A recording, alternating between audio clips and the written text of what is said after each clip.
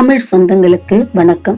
ஒரு பக்கம் காட்டுக்கே ராஜாவான ஒரு பிரம்மாண்ட யானை, இன்னொரு பக்கம் தண்ணிக்குள்ள பிடிவாதமா காலை பிடிச்சு எடுக்கிற ஒரு முதலை. இந்த இரண்டுக்கும் இடையில நடந்த ஒரு பயங்கரமான மரண போராட்டத்தோட முடிவுல ஒரு அதிசயம் நடந்துச்சு.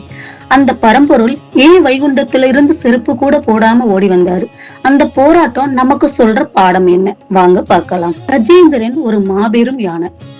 காட்டுல இருக்கிற மத்த யானைகளுக்கெல்லாம் தலைவன்னு கூட சொல்லலாம்.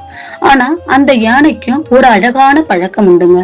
தினமும் ஒரு தாமரை மலரை பறிச்சு அந்த பரந்தாமனுக்கு படைக்கணும். ஒரு நாள் வழக்கம் போல குளத்துல இறங்குது. திடீர்னு டபக்குன்னு ஒரு முதலாதோட காலை கவ்வி பிடிக்குது. யானை தன் முழு பழத்தையும் போட்டு கரைக்கு இழுக்குது. முதல தன் பிடிவாதத்தோடு தண்ணிக்குள்ள இழுக்குது. இந்த இரு போர் நீண்ட நேரமா நடக்குது. யானையோட பலம் கொஞ்சம் கொஞ்சமா குறையவும் ஆரம்பிக்குது.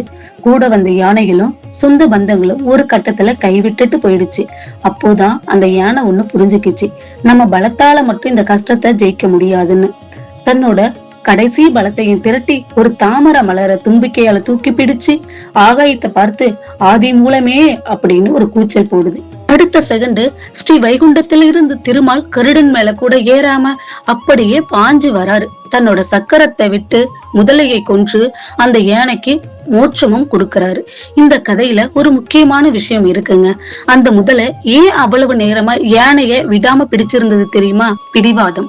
நம்ம வாழ்க்கையில வர கஷ்டங்களும் அப்படித்தான், விடாம நம்மள பின்தொடர்ந்துகிட்டே இருக்கும். ஆனா எப்போ அந்த யானை தன் பழத்தை நம்புறதை நிறுத்திட்டு என்னால முடியாது நீயே கதின்னு அந்த ஆதி மூலத்தை முழுசா கூப்பிட்டுச்சோ, அப்போதான் அந்த அற்புதம் நடந்துச்சு.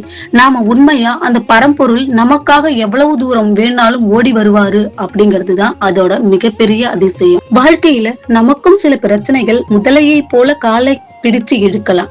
எவ்வளவு போராடியும் விடிவு கிடைக்கலையேன்னு தோணலாம். அந்த நேரத்துல நானே எல்லாத்தையும் பார்த்துப்பேங்கிற கர்வத்தை விட்டுட்டு அந்த இறை சக்தியை மனதார நம்பினா நமக்கும் ஒரு விடுவு காலம் பிறக்கும். நம்பிக்கையும் சரணாகதியும் இருந்தா எந்த பெரிய துன்பமும் நம்ம கிட்ட தோத்து போகும். இந்த வீடியோ உங்களுக்கு பிடித்திருந்தால் லைக் பண்ணுங்க. அடுத்த ஒரு சுவாரஸ்யமான கதைகளோடு உங்களை சந்திக்கின்றேன். நன்றி.